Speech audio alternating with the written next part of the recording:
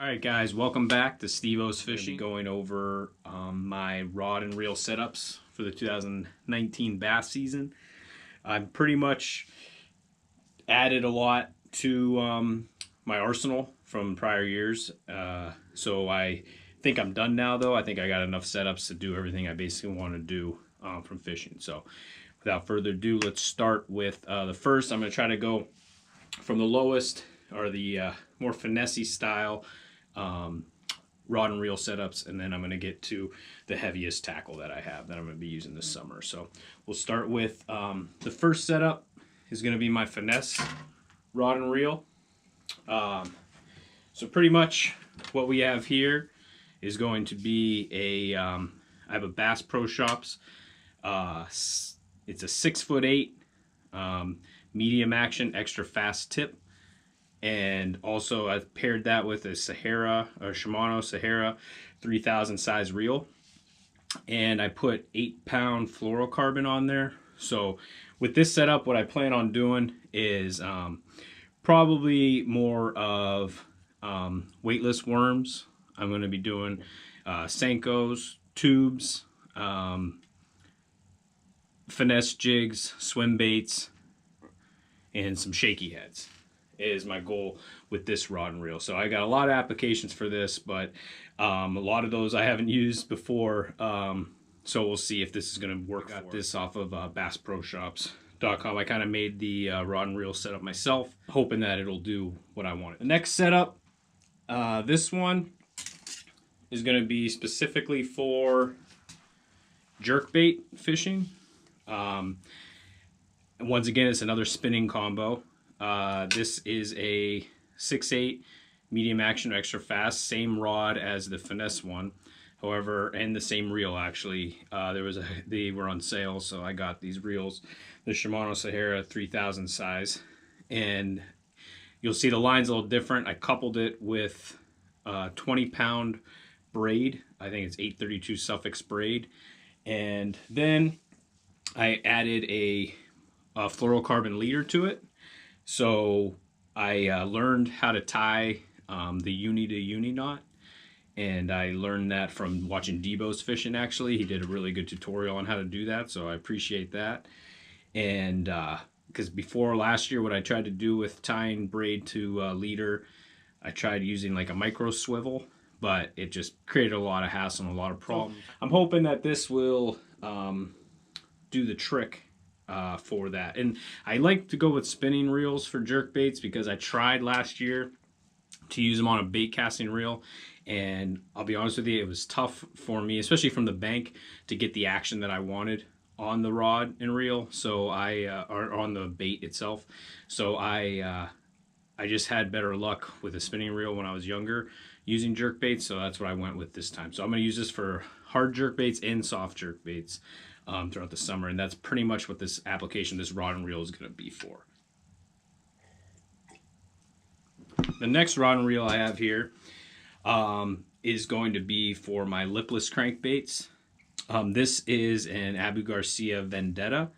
It's 6'9", and I have it paired up with 15-pound fluorocarbon, Seaguar fluorocarbon.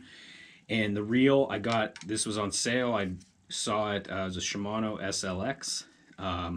I saw some reviews and stuff on it, and it was cheaper for a bait casting reel, so I figured I'd go with it. So I'm going to try that out. Basically what I did with a lot of these setups is I tried different rod and reel combos to see what I liked, and I can tell you coming up is going to be one that I definitely don't like, and I wouldn't suggest going forward, but we'll get to that one in a little bit. So next rod and reel combo is this one. I plan on using for square bills and shallow crankbaits. And the rod itself is a 6'10" medium power rod. I have that coupled with a Daiwa Tatula 6.3-1 for basically just my shallow cranking. Now this is the reel that I am not impressed with at all. And the main problem with this reel is they have a guide system. The way the guide system is, it isn't a circle. It isn't an enclosed circle that the line goes through. Instead, it's like a triangle that's really open at the top.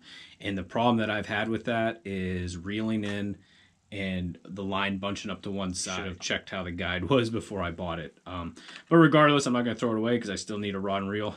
And I don't like to throw away anything until it's completely useless. So once again, this is going to be my square bill crankbait rod, and I have 15-pound fluorocarbon on this one also, the same Seaguar fluorocarbon. The next rod and reel setup here, I have this one is a Buku. I don't know if I'm saying that right. Medium heavy, moderate fast rod.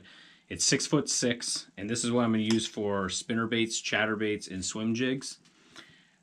Pretty much what I do, I like, especially with these kind of baits where I want to be a little more accurate with it, I like the shorter rod. It helps me increase my accuracy, especially when I'm throwing at logs and stumps and stuff like that, where I don't want to, you know, miss my target by much. And that I have coupled with a Abu Garcia. It's a 6.4-to-1 gear ratio. New combo I got this year, so I'm interested to try it out. Once again, the Abu Garcia Reel Silver Max was a little cheaper, and I want to try that out. So like I said earlier, I kind of got a bunch of different types of rod and reel combos. I've always had success with Quantum ones, but I want to try some other ones to see if I can get some more value for some of the stuff. So I'm interested to see how this one works. And one thing I did want to note to you with my rod and reels, I don't know if you can see that, but I label them so that I know. So if I'm grabbing, I want to grab the rod and reel real quick. It just helped me kind of organize some of the stuff. And then in my next video where I do the tackle that I have, I'll show you some of the other organization tools I had, just because it's a lot easier if you know what rod and reel you're going to use for what, because you've already done the research on it and you know what you like for those out. The next rod and reel combo is this one's a 7-foot medium power, moderate action rod, coupled with a Quantum Accurist. I believe it's a 7.0-to-1 gear ratio. And one thing I'll tell you, this is probably like my fourth Johnny Morris Carbon Light 2.0 rods, but I love them. I think the feel on them is really, really nice, and I had a lot. This one I had last year, I got new, and I fell in love with it. That's why I bought it, the same rod and reel rod for my spinning combos. And the reel, I haven't had any problems with this one either. Once again, it's a Quantum. I've always had pretty good luck with Quantum ones. This one I'm going to be using for basically my weighted worms. So anything where I'm adding weight, usually my Texas rigs and stuff like that. Like I said, I used it last year and I had pretty good luck with it.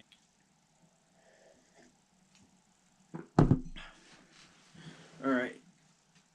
Okay, I have two more rod and reel combos here. This one here is I'm going to be using for my topwater application.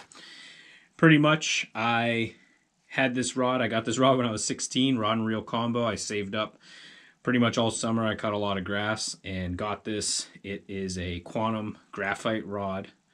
It's 6'6", medium action, and I have a Quantum Energy reel. I don't even think they make Quantum Energy reels anymore. It's pretty banged up, but this is my very first bait casting reel, and I'm kind of partial to it, and it still gets the job done, so I don't want to get rid of it. And so basically I'm going to use this for my topwater. So I have it geared up, 14-pound monofilament, and I went with a Blaze Orange. So I'm going to see how that works out and see if that makes any difference as far as what I am, if I have any success or if it defrays fish from it. I've never tried the Blaze Orange as in a mono. So this is the only rod and reel combo I have lined up or rigged up with. And last but not least,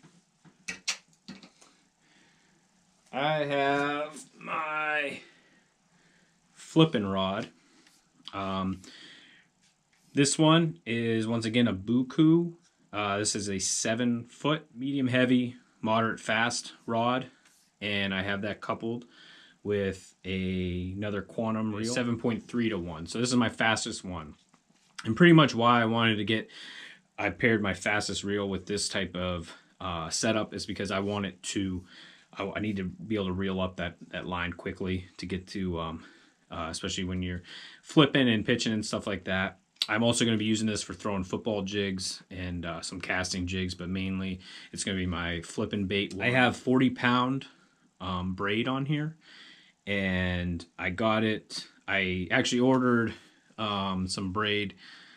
I wanted the black braid on Bass Pro Shops, but it was back ordered for probably a month and a half now, and I couldn't wait any longer because I wanted to get all my rod and reels set up for the springtime. So I went and got a dark green braid, and then I also tied that same uni knot leader on there, and with 15-pound fluorocarbon at the end of that there. So I'm interested to see how that uni knot works, only because I hope I tied it right. I mean, it looks like it's right. It looks like the video, but I just, it makes me nervous. Just, I don't want to lose a big fish or any fish for that matter because of the knot. So we'll see how that works. Those are all my rod and reel setup. I'm excited to use them all for the different applications. I plan on trying to take at the most maybe 3 of them with me while I'm bank fishing, only because it's tough. I don't want to carry around every rod, but I just want to kind of, like I said, go out with a game plan, not take too many lures, because I don't want to focus on throwing so many things that you don't really get to focus on the one, couple applications that you think are going to work that day, and try your best to try to catch fish with them. So that is the rod and reel setups.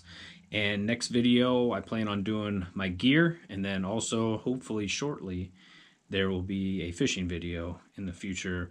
The ice is finally out on Lake Erie, and I should be able to get out there. So we'll see. So stay tuned, and thanks for watching.